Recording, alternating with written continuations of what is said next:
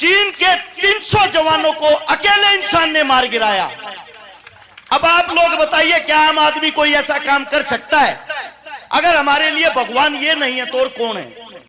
हम सबके मध्य हरियाणा से हर्ष जी छिक्कारा आए हैं। सर, हरियाणा से आपके राजस्थान की धरती पर बहुत बहुत स्वागत है। ऐसा मानते हैं कि भगवान कृष्ण ने भी जन्म भले ही उत्तर प्रदेश में लिया हो, लेकिन जब लठ बजाने की आवश्यकता हुई तो हरियाणा पहुंचे थे। हरियाणा की धरती, शौर्य की धरती। एक बार पूरा सदन जोरदार तालियों के साथ में स्वागत करें हर्ष जी और उनके सभी साथियों का, जो हम सबके मध्य यहाँ पर आए हैं। हर्ष जी का स्वागत करने के लिए मैं अनुरोध करूंगा राजू जी बिडासरा, निदेशक Tagore senior secondary school Kitasar, Jayprakash ji Kaswa, निदेशक कसवा स्कूल कीतासर, और मांगीलाल जी गोदारा, नहीं अच्छा उनका नहीं करना, राजू जी और आप लोग दोनों से अनुरोध है कि आप आए। साथ में टीकूराम जी बावरी, उप सरपंच से अनुरोध है, आप तीनों से अनुरोध है, टीकूराम जी बावरी, राजू जी बिडासरा, निदेशक टैगोर सीनियर सेकेंडरी स्कूल कीतासर, और जयप्रकाश जी कसवा, निदेशक कसवा स्कूल कीतासर से। आप तीनों से अनुरोध है कि आप आए और छकारा जी का अनुरोध करेंगे।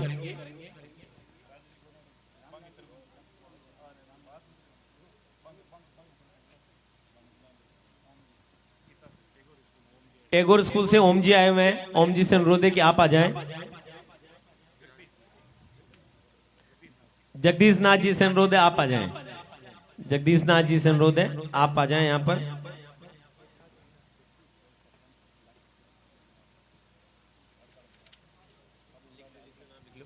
आपसे अनुरोध है आप आए और हर्ष जी छकारा का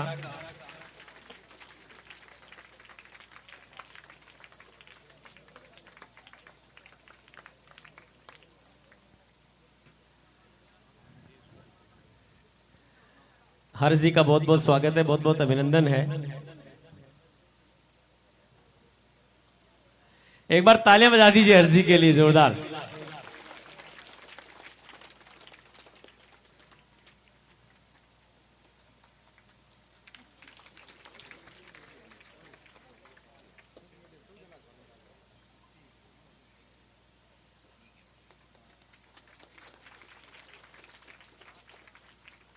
बहुत बहुत स्वागत आपका, बहुत बहुत अभिनंदन।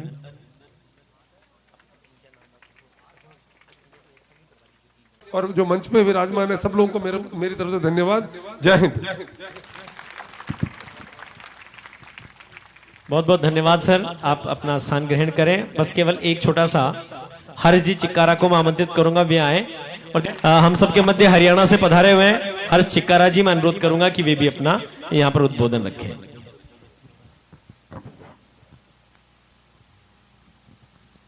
सम्मानित बुजुर्ग, नौजवान साथी, आवाज सुन रही मात्र शक्तियां, और हमारे लिए जो हकीकत के रियलिटी के हमारे सामने भगवान बैठे हैं, हमारे देश के जवान, सभी के चरणों में हर्ष छिक्कारा हरियाणा की तरफ से हाथ जोड़कर राम राम।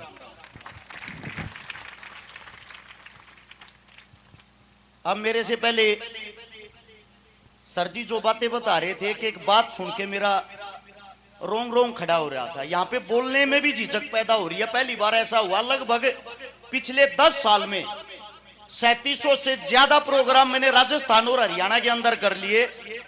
पहली बार ऐसा हुआ है जब जहां भी मेरे देश के जवान होते हैं, इनके सामने बोलने में थोड़ी झिझक इसलिए पैदा होती है।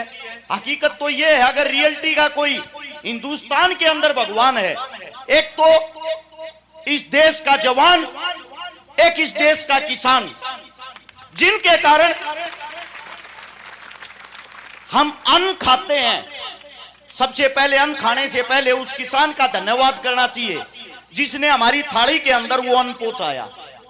उसके बाद दूसरा धन्यवाद हमें उस जवान का करना चाहिए जिसके कारण हम चैन की नींद सोते हैं और शांतिपूर्वक जीवन जी रहे हैं। एक छोटी सी बात याद आ गई मेरे को भी सर की बात सुन के। बहुत साल पहले मैंने एक छोटी सी हिस्ट्री पढ़ी थी।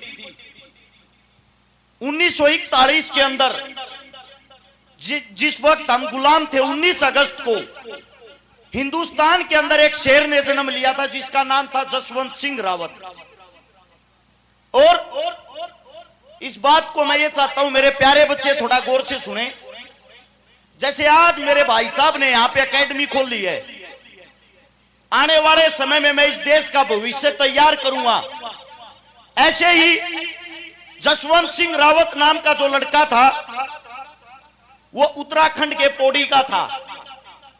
हमारे गांव में, देहात में, हरियाणा में, राजस्थान में जब हम पैदा होते हैं अपने माँ बाप की उंगली पकड़ के चलना सीखते, हमारे को सबसे पहले सिखाया जाता है बेटा दौड़ लगा, तेरे को फौजी बनना है।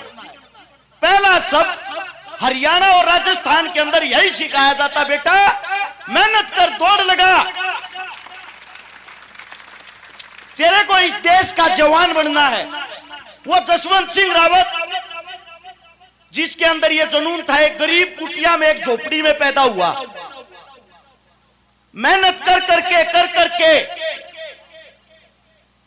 प्रथम बार जब वो देश की सेना में भर्ती होने के लिए गया, वो फेल हो गया। उसने दोबारा से फिर कोशिश की और वो भारतीय देश का फौजी बन गया। उसी वक्त 1962 के अंदर भारत चीन का युद्ध चल रहा था। जिस जगह का नाम था नूरानांग, उस जगह में लगभग 14,000 फीट ऊंचाई पे हमारे देश के जवान इसी महीने के अंदर करारी ठंड में युद्ध लड़ रहे थे। और जब ऊपर से आदेश आते हैं कि ऊपर तक खाना नहीं पहुंच सकता, वहां पे जो हमारी सेना वो वापस लौट आए। उसी के अंदर जो जसवंत सिंह रावत था उसने साफ मना कर दिया, मैं हिंदुस्तान का एक जीता जागता शेर हूं, जब तक मेरी रगों में यह खून दौड़ेगा मैं वापस नहीं जाऊंगा, अकेला ही चीन से लड़ूंगा। आज इसी महीने के आज से 11 दिन पहले यानी कि 17 नवंबर को वो शेर, वो हिंदुस्तानी शेर आखिरी के 72 घंटे यानी कि भूखा प्यासा लगातार 3 दिन अकेला इंसान पूरे चीन से लड़ता रहा और चीन के 300 जवानों को अकेले इंसान ने मार गिराया।